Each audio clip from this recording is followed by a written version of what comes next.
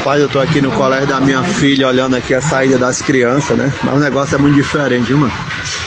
Não tem um menino que sai assim dando voadora, chutando a bolsa do outro, dando porrada, sabe? É tudo sai bem direitinho com o celular na mão, a cara de apombaiado. Puta que pariu. Geração é doida, viu, macho? Essa? Tem mais não, tem mais isso não. O cara pisava na traseira do tênis do outro pra sair o tênis. Desamarrava os cadastros, tava bicudo na mochila, chulipa, tapa na cabeça, cuspida. Hoje não tem mais nem graça não. Nem rasgar lata eles soltam mais no colégio. Tu quer saber o quanto que a geração tá prejudicada? O meu torceu o pé, teve que engessar, passou uma semana engessado.